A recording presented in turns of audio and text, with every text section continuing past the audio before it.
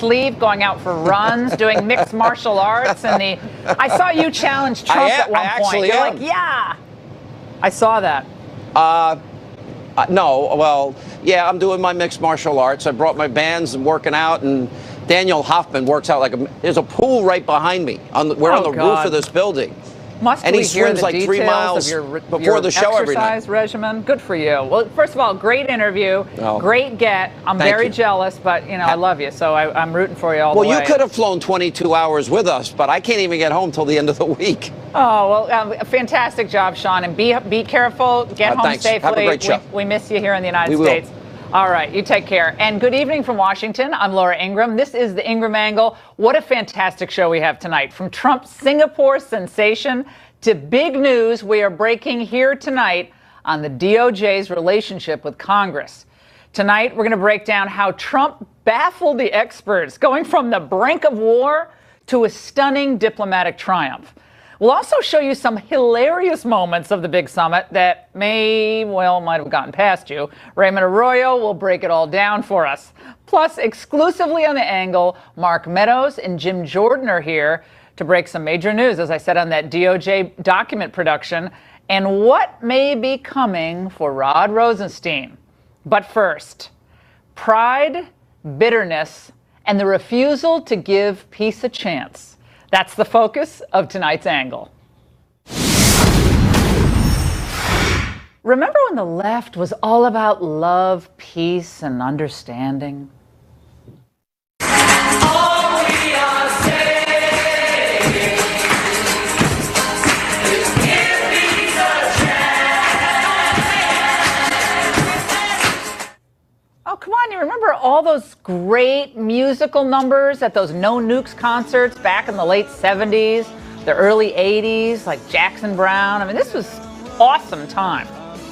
Well, the left thought we should stop being so belligerent toward the Soviet Union. We should engage with the Soviets, all for a better world.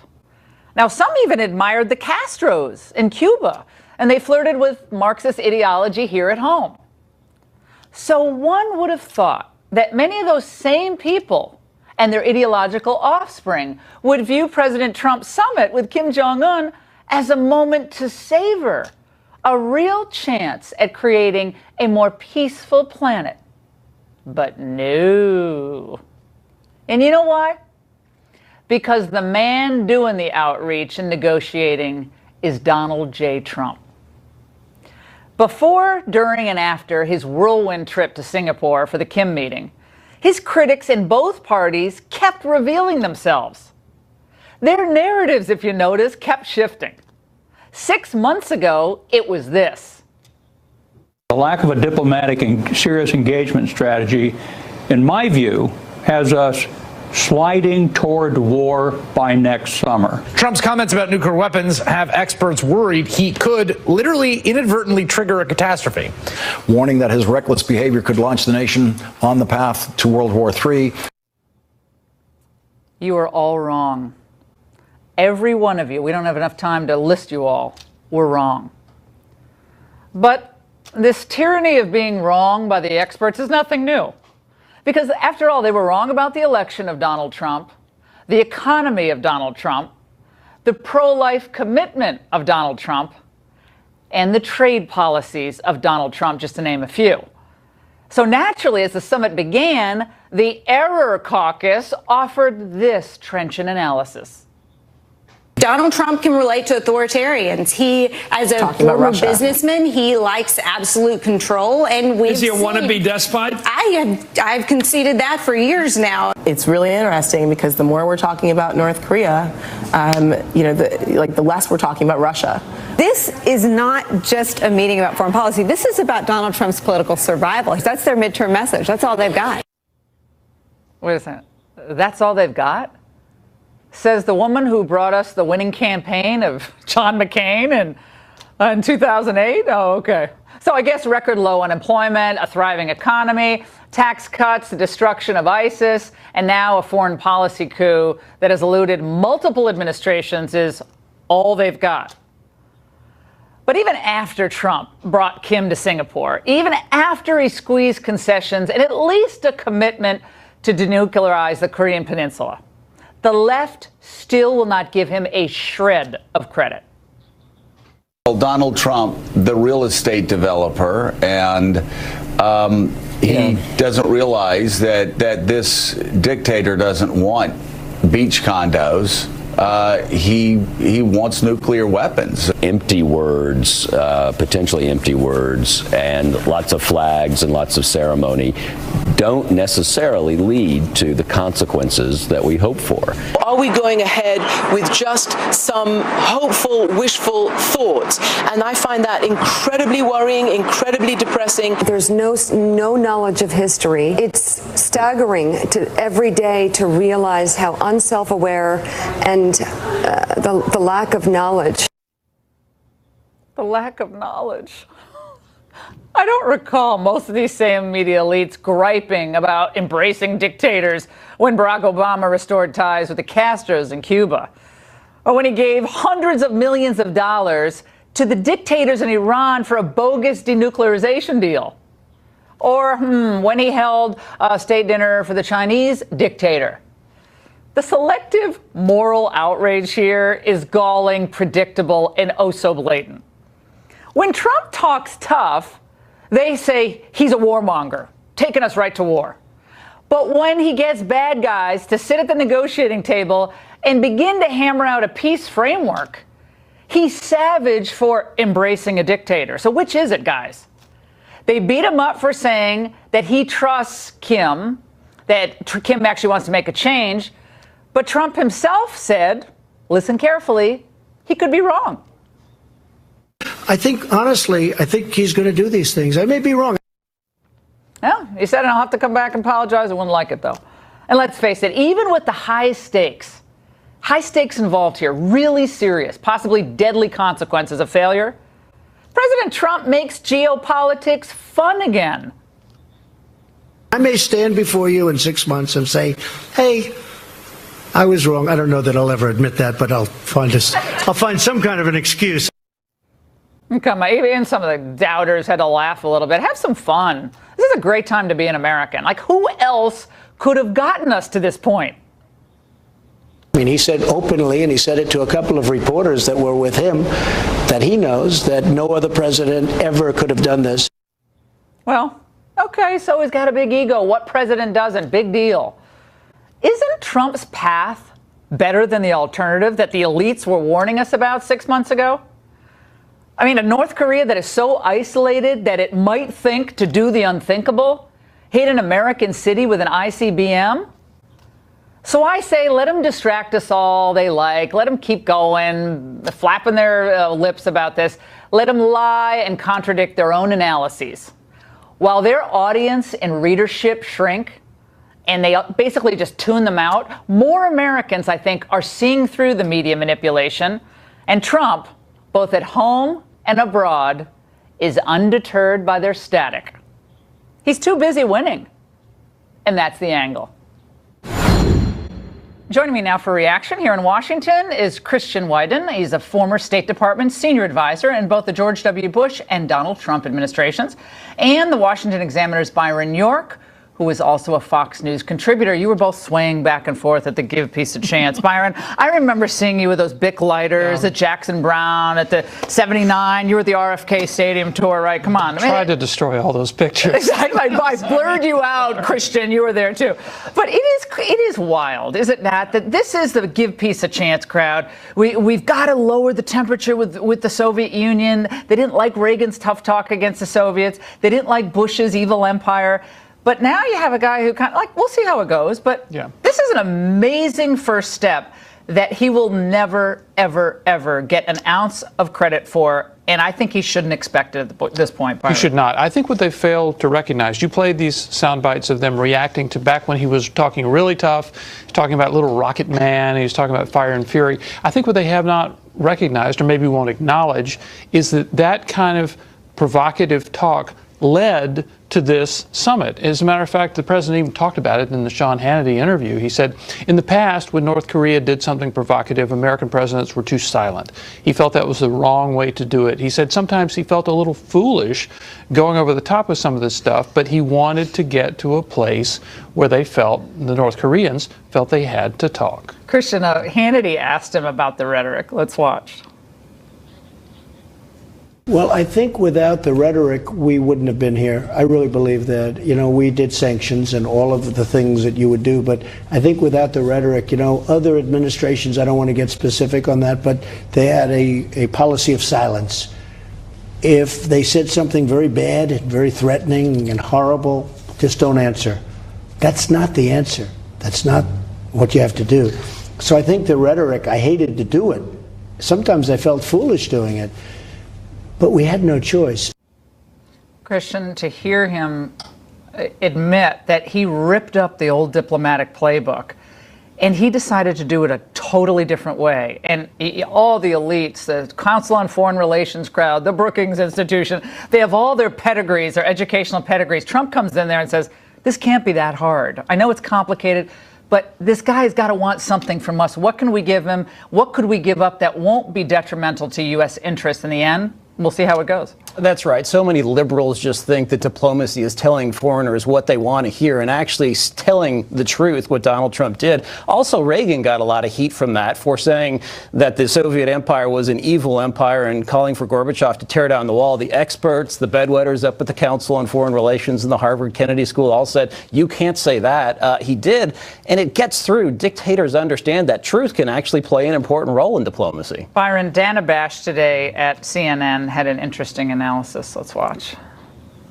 There would be a call for impeachment, and it would be the worst thing in the world if a Democratic president not just sat down, but gave all of the pomp and circumstance, the sort of diplomatic bells and whistles that President Trump gave to Kim. Not just rhetorically, but the flag placed on equal footing to the American flag, things like that. Byron. I don't buy that. I mean, I just don't buy that. By the way, President Obama opened up relations with Cuba and he was not impeached. I think on the rhetoric, there's another thing that we need to remember, which is the rhetoric was actually backed up with a credible threat of force. Remember how we've heard so many people say that war on the Korean Peninsula was not an option, that it was unthinkable. Well, the Trump team was thinking about it. He made a calculation. They were going through military options, and they had to have Kim Jong-un believe that they were seriously considering those military options before Kim would move to this point. And wasn't it important, Christian, in the end for this president to make it clear that he wasn't bound by the old way of doing things? And I think that's what I call the angle. A lot of it's about pride. Pride is one of the sins that we all have to work on. But the pride of these experts being shown up by a guy that they thought, he's so unsophisticated, he's not as educated as we are, he's plenty well educated. He doesn't read, he doesn't study the Peloponnesian Wars or Sun Tzu at night. And it turns out that he has a street smart sense that is unlike, frankly, anything I've seen in politics. Maybe Reagan, probably the closest one. Clinton had a good sense. But he has an uncanny ability to read someone. And he said, I read him pretty fast. It's wild, but it brought us to this point, and it is far superior to the alternative. Right. He's brought common sense into the equation, something any American who's bought a used car understands in negotiation. If the person who's selling it to you knows you can't take no for an answer, you're going to buy no matter what, then you're not going to get a good deal. Donald Trump's willingness to walk away. Remember, the expert said he shouldn't meet with Kim, and then he scheduled the hearing and they said that he shouldn't cancel it. But that move where he was willing to walk away, that anyone knows, if you're getting a bad deal, walk away. He did that. He's still willing to do that. And that's the key difference between this set of negotiations and the Clinton era and Bush era negotiations that failed. There are a few people. Donna Brazile said this is a good moment. I mean, she tweeted out something. There are a few Democrats. We've got to give them due, but Chuck Schumer today was not impressed on the Senate floor. I mean, they're not giving him a moment. I think they do think it's gonna be a plus for him come the midterm elections. Well, he also had a very simple insight that's so hard for people to come to, which is he saw that North Korea was an intractable problem. presidents of both parties have not been able to figure this out, and he had the amazing idea that perhaps he should try something different. Doesn't mean it's going to work, and I do think there's a lot of questions after this. We don't know if Kim is going to do what he says he's going to do. There's evidence to suggest he's not going to do it. We'll see what happens. But it was very clear that with this problem, you had to try something new. It is, I think, I'm just going to keep saying, I still can't believe it is a stunning development. Everyone throwing, a wet blanket on it. Again, we're cautiously optimistic, but it's better than the alternative. And they said he would do the opposite, the so-called expert class. Fantastic, guys. And let's get some insight now from someone with a unique perspective on this. Jim Woolsey, he was the CIA director in 1994 when President Clinton struck a deal that was supposed to end North Korea's nuke program. So, Jim, it's great to see you, first of all. What might be different this time, given everything you've witnessed over the last 7 or 8 months, this president's style, his approach, and what you saw from Kim yesterday? I think President Trump has put the North Koreans under pressure in a way that they did not remotely expect. He sort of played good cop, bad cop, and then he's taken both roles. Sometimes he's a good cop and he's saying friendly and laudatory things about Kim Jong-un. And at other times he's talking about fire and fury and so forth. He keeps them off balance. And they, I don't think, had a very good idea about how to deal with his style of negotiating, which I must admit did not initially attract me. But a lot of people who were not initially attracted to it are beginning to see it work and kind of scratching their heads and saying, hey, maybe I was wrong on this and maybe he was right. Jim, Leon Panetta was very concerned about a month and a half ago in mid-April about what he viewed the president to be in terms of, provocative, way too provocative in dealing with this dangerous power. Let's watch. The words from the administration are creating even higher volume in terms of the provocations that are going on. I think we've got to be careful here. This is, we shouldn't engage in any precipitous action. There's a reason no U.S. president in recent history has pulled the trigger on North Korea. That was in April of 2017, just to be clear, but it is a year after plus a month or so, month and a half. And here we are, again, the beginning of a framework that was reconfirmed in another brief message that came out a few hours ago that they are committed to doing this. What are the pitfalls for this administration going forward? The ability to obviously do inspections and so forth. How do we verify? Verification is tough on undertakings like this. We could probably do it if we have the right kind of cooperation from Kim Jong-un and his people, because they have sideswiped the effort to undertake serious inspections before the North Koreans have. The Iranians were extraordinarily duplicitous in steering everybody away from anything that was interesting to look at under their agreement that was signed and happily then taken apart by President Trump. I think the one situation I'm the most concerned about, not because I'm really worried about it, but because it's so important, is China. With a cooperative China, we'll work this out. But with China that believes that they have to stand up to us in the South China Sea or what, we could stumble here. But so far, I've got to say that my wife's prognostication that President Trump was going to A, get elected, and B, reign and rule the way he has, I couldn't believe it, and she had it right and I had it wrong. Well, that's a man that we like to, all we women love to hear that, Jim.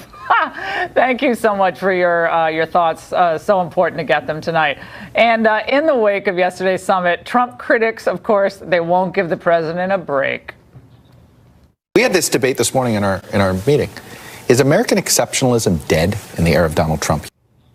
Oh my gosh, a history lesson for Chuck and many other critics. Next.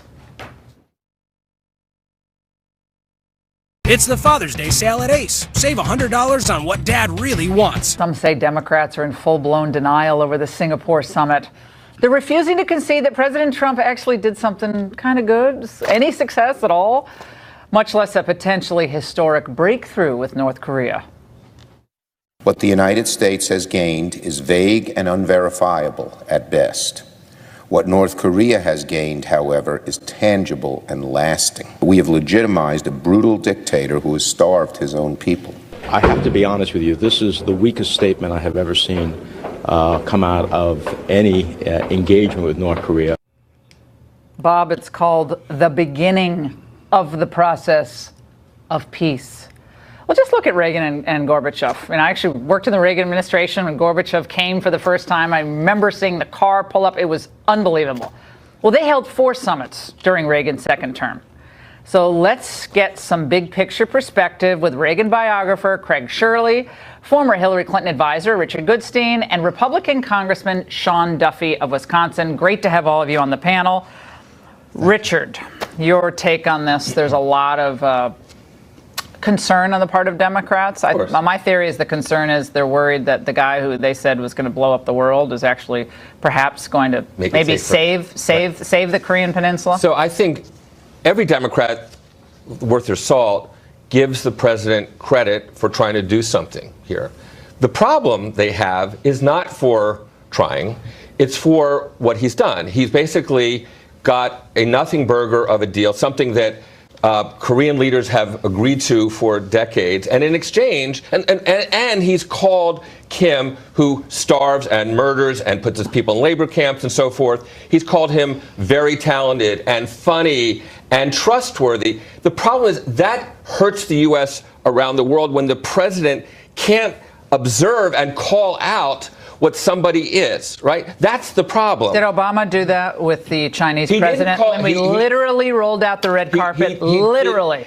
The Chinese president... Hundreds of thousands of people in re-education camps in China. You see what they do to the churches in China? Right. You know what they do to the women? They rip babies out of their wombs. Right. We had them for a state dinner, Richard. We rolled out the red carpet for the Chinese president. I didn't hear Wall Street, Goldman Sachs, Democrats, most Democrats, a few did, but not most Democrats. They didn't give a whit So I guess about when China. Nixon opened the doors to China, well, I don't know whether you were in the punditry field. Were you making the same complaint? High. Exactly. But that's what I'm saying. Republicans, whether it was Nixon, Ford, etc., Reagan, they were trying to kind of deal with China as well. So the latest at Obama is a bit much, right? It's a double standard. The problem is that we're suspending our military exercises, something that Kim and his father and his grandfather and the Russians and the Chinese were pleading to get done. But Lord, so I think we have to, the hypocrisy coming from Democrats right now. So Barack Obama goes to Cuba and has a baseball game with Raul Castro, a ruthless dictator.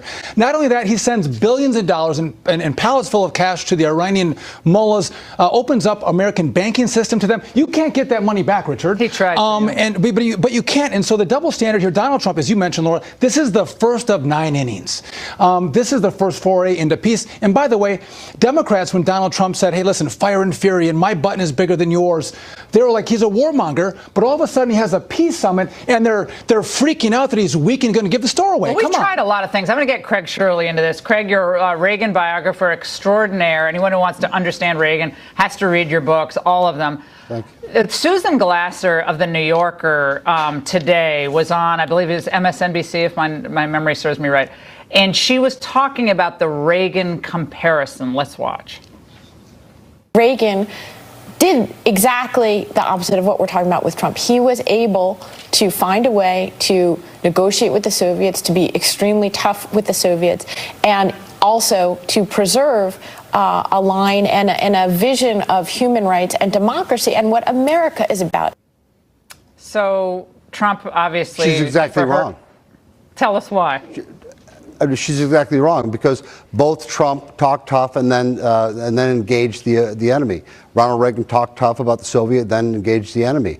Is that they understood is that you do have to deal from a position of strength, but that doesn't mean you don't negotiate or don't talk. You know, Reagan and Gorbachev had 4 summits, two of which were just basically photo ops. The substantive one was in Moscow, where Reagan actually met with human rights dissidents there and gave an important speech at Moscow State University, and then, of course, in Washington, where they signed an agreement to limit intermediate range nuclear missiles. But sometimes you have to just talk in order to reach an agreement. Well, a lot of people, Craig and Sean and Richard, were upset that the president didn't spend more time on human rights. Let's watch what the president said to Sean Hannity about this. Did humanitarian issues come up in the meeting? Yes, it did. And one of the things I will tell you that I'm most happy about, and that, as you know, is a big sticking point, is bringing back the remains of thousands of soldiers that were killed. This came up last minute. This wasn't... This was sort of last minute, yeah. I said, would it be possible? Because I get letters all the time from families who lost a son, lost a brother, lost a father in Korea. That was a rough fight. The president said in a different interview, talking about human rights abuses in North Korea, he says, well, there's human rights abuses in other places, which is reminiscent of the way he said about Putin, who was a thug, oh, other people do bad things, or frankly, his equivocating on Charlottesville. Why can't he call out, there's a problem here? I'm not saying it should supersede.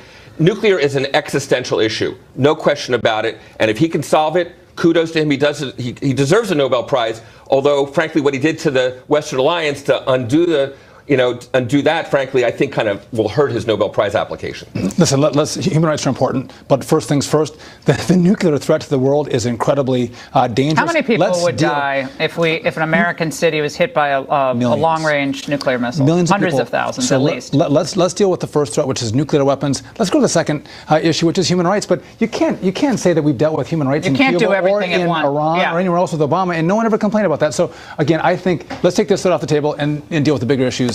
Craig, Craig, you can't do everything at once, although it's tempting. No. We all want to get it all done. Like we're like yesterday. And Trump's very impatient for change. I say this all the time. I mean that in a good way. He's extremely impatient. But he also sees you got to give someone a way out, a graceful way out. Even if it's a horrible person, you've got to give them a way of, like, going back to his own people saying, I wasn't completely humiliated there. I think that's what he's thinking. Your reaction, close it out. Laura, don't you find it ironic that the left is berating Donald Trump for showing good manners in Singapore? That's screamingly hilarious to me.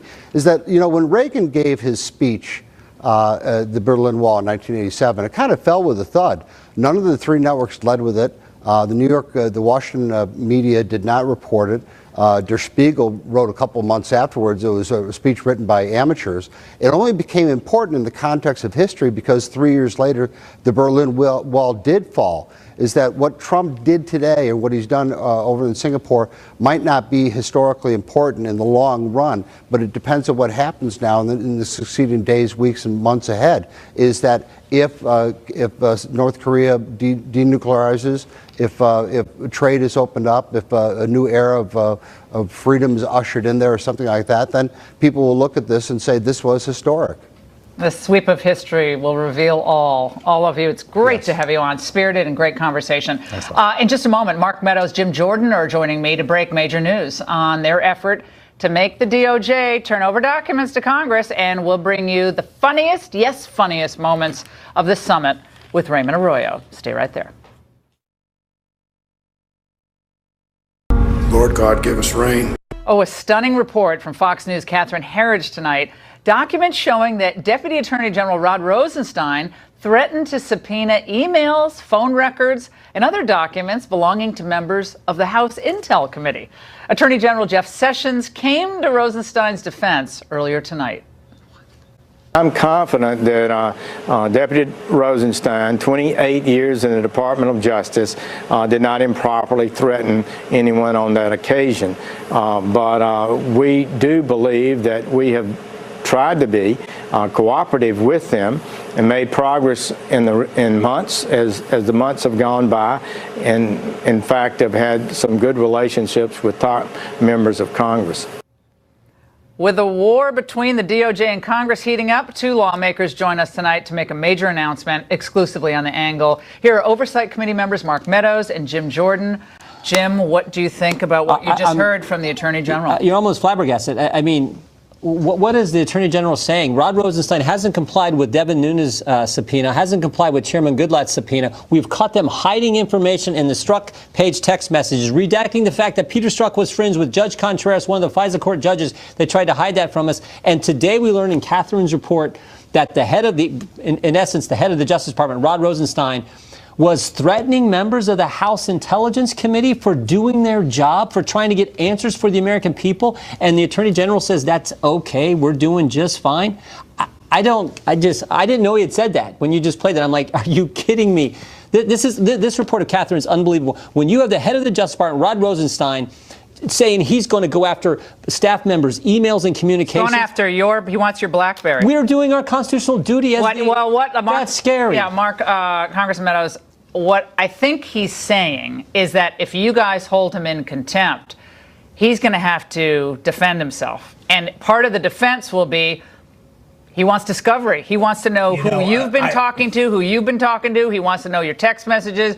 You know, maybe they won't redact your documents like they did the page and Strzok text. Right. There's two problems with it, Laura. One is that we're a separate branch of government. Yeah. They don't have the right to do that unless we're coming under some kind of criminal investigation. And for the Attorney General to say he's confident that Rod Rosenstein did everything right? Well, I'm confident he doesn't know what he's talking about. I'm here to tell you, we're fed up with it. We've been working on a resolution. We've got a resolution here tonight that we're putting the finishing touches on. We plan to file that tomorrow, but really it's all about compelling DOJ to turn over documents so that we can do proper oversight. You know, if they have nothing to hide, turn over the documents. Jim's exactly right. This is just inexcusable.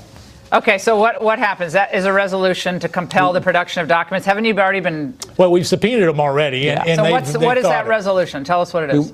We're putting together a resolution we would frankly like to bring to the full House and have the House vote on. It's one thing for us to say. It's one thing for Chairman to subpoena. It's another thing if the House of Representatives would actually go on record and say, Mr. Rosenstein, we as the House, a majority of the House say, you're not giving us the information we need. And frankly, now that we have found out that you were threatening members of the committee staff, a standing committee in the House of Representatives. For his defense. He's going to defend himself against your threatening to call him in contempt. Well, Laura, let me just say, how does he defend himself if he wants can't get to defend himself? Let's come on tomorrow night. Let's let Rod Rosenstein come on with Jim and I. We'll lay out the facts. He can lay out his talking points. I've invited him on the show. And you know why he doesn't come on? Is they'd rather do private press releases to spin the narrative at midnight and try to act like they're complying.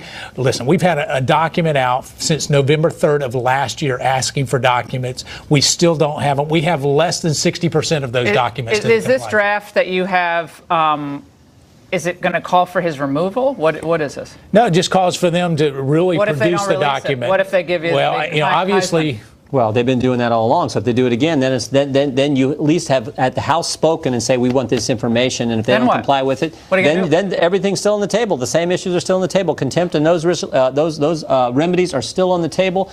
But we're like, look, let's have the House take a vote and send a message that a majority of the House agrees with us that you should give us information we as a separate and equal branch of government are entitled to get answers for the American people. Are we talking impeachment of the deputy? Well, I mean, obviously that's still something we have in our toolbox, but we will have a vote. I'm here to tell you tonight, Laura, tell your viewers, we're going to have a vote on the House floor one way or another. We're going to have a vote, and we're going to make sure that we get those documents. Rod Rosenstein last month called this extortion, basically. He will not give in to these demands. How about extortion when you're threatening members of a standing committee, the House of Representatives, for doing their job? We know these individuals. I know who these guys are. They worked their tail off. These are the guys who helped put together that memo which talked about what went on at the FISA court and the fact they didn't tell the FISA court who paid for the dossier, and they didn't tell the FISA court that Christopher Steele had been fired by the FBI for leaking information. These are the guys who put that together, and they're being threatened by Rod Rosenstein. This is as wrong as it gets. What is your general thought on the constitutionality of this whole investigation? I mean, we've talked about this generally before. There are a lot of scholars who believe, and Dershowitz and a bunch of us have been, talking about this for months, that this entire special counsel seems like an unconstitutional undertaking. There's no real oversight. They essentially have a limitless budget, even though Congress appropriates. It seems like they have a limitless Well, they budget. do have a limitless And the budget. president really can't remove them, supposedly, because it's bad for politics. So is there really any executive branch oversight if Rod Rosenstein himself is conflicted, as he's a witness? Well, he should recuse himself. I can tell you, just based on some of the facts we've seen, he should recuse himself. But that aside, in this country, you investigate crimes. You don't go in and start to investigate and see what you can find and hope to come up with a crime, after you've investigated. And that's not the way this special counsel is doing it, and I think it's wrong. Didn't he say he was going to make the documents available to the so-called Gang of Eight? That's supposed to happen tomorrow, but we'll see. Every time they say they're going to do something, they wind up not doing it or partially doing it. No, their press release said they were going to do it today. Oh, it was today. It was Tuesday. Now it's going to happen Thursday. Well, what is Gowdy and Ryan saying? Are they supporting you, McCarthy? Where are the leadership? Yeah, where are they? we had discussions with the Speaker and Gowdy. Where are they? In fact, this on evening. this? Well, I think they want to give more here. time. They're They nervous want to give here. more time. But the facts are on our side. Is how long is long enough? And I'm saying today is long enough. Justice delayed is justice denied, perhaps. Well said. Well said. Thanks for coming on. You bet. Thank you. Thank really you, Laura. Appreciate it.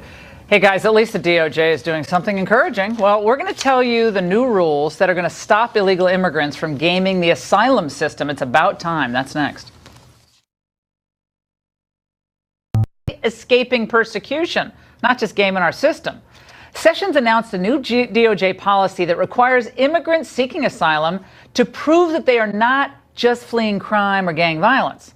So let's debate this crucial change to our immigration policy with Alan Orr, an immigration attorney, and former immigration judge Art Arthur of the Center for Immigration Studies. All right, let's go to Alan first. Alan, I know there are a lot of people who are waving their arms like, oh my gosh, this is the persecuted people are not going to get any relief now. They're going to be shut out of our system.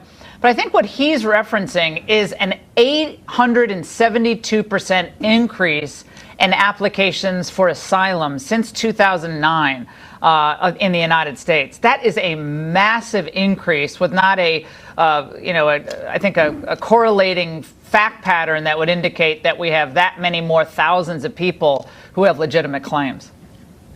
Right, but I don't think that really the numbers should affect due process and justice, right? So that's not how we handle due process and justice, by numbers. It's a process. And so what Sessions has done goes with the narrative you just said before about making wrong decisions, because he's basically undid 20 years of precedent law of other judges within the immigration system. And I'm happy to be here with Art today because he's one of the outliers who basically says this is a good decision, whereas there's 16 others that say this is the wrong decision for the reasons you've enumerated, and that each case is a case-by-case judgment. And so what it doesn't do is sort of clear the backlog. What it does is send a message to the current officers at the port of entry to say, please start denying these claims for persecution. But what it doesn't immediately do is give us a remedy to the numbers that you discussed. Now, Art. In 2005, Congress made it clear that in order to be granted asylum, the persecution that you allege has to be at least one central reason for the harm that you fear. And that's a huge change. And quite frankly, it's taken 13 years for the Department of Justice to actually apply that to these crime-based Okay, let's claims. go through that again. It has to be one central reason. At least one central reason for the harm that you fear has to be one of the 5 characteristics for asylum: race, religion, nationality, membership in a particular social group or political opinion. In this particular instance, it's membership in a particular social group. And that particular social group in the Attorney General's decision was people who were fearing crime in their home country. Because that's not what you traditionally think of. I mean, and you're the expert here, I'm not, but when you think of persecution, having a horrible husband who's beating you up or a wife who's beating you up, that doesn't seem like that seems like regular old garden variety crime. Persecution is generally harm that's inflicted on you by the government. For your identity, or your belief system. Or your belief system. But unfortunately, the membership in a particular social group is completely amorphous. And there have been many years of law, and that law was actually applied properly by Jeff Sessions to individuals who had feared crime in their home countries. Quite frankly, they don't have an asylum fear, they have a crime fear.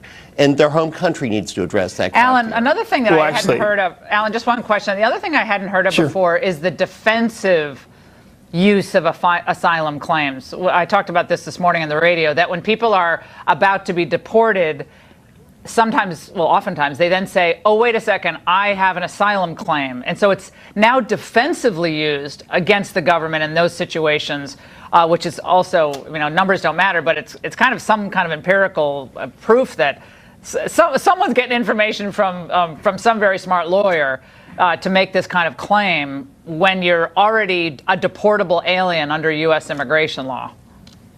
Well, really, that's part of the problem. A lot of the people are robbed without having a lawyer. So therefore, they might have heard things from people, across the way, but many of them are robbed without a lawyer and sort of handling these cases on their own and really talking about their experience. And if you're a battered female or battered woman or battered mother with your kids and you're having this intense legal conversation with the CBP officer to discuss what your level of fear is, you can see the problem that they're mostly going to discuss about how many times they were beaten, how many times they were struck, how many times they've been harmed. And so it isn't, and that's why it's a case-by-case analysis. And what Sessions has basically done is he's removed the whole sort of case-by-case analysis and said, look, I don't think anyone who's coming here, if it's a private actor, then this isn't persecution. And that's not what the case law says today, because really what we say is it's the inaction, right? It's the governments who are not stepping in to protect their citizens. It's the governments who are allowing this to happen, this that's sort of thing that also participate in the system. Yeah, that's a lot of people around the world. I mean, I was stunned. Well, actually, if we're talking about the number of cases we have, yeah, I'm just saying. It's about 2% of the total population, 0.2% of the total population. And I disagree with that when he's talking about this. The Attorney General is not completely closing the door to these claims, but what he's saying is that these claims need to be assessed the way that every other particular social group. How do you ever assess it when someone comes from Guatemala and says my brother beat me up or my husband? How do you go to like the local sheriff in Guatemala? I mean, I've been to Guatemala many times. You can't get the records all that easily there. Well, you can rely upon the statements of the alien in order to establish the claim. All right, gentlemen, thank you so much. And the information we know about the countries. We'll have you back. Love both of you. And by the way, they were making history in Singapore yesterday, as we were talking about earlier, finding some, hilarious moments of comic relief. Yes, stay right there, and we'll share them in just a moment with Raymond Arroyo. It's the Father's Day sale at Ace. Save $100 on what Dad really wants. The best brands. That's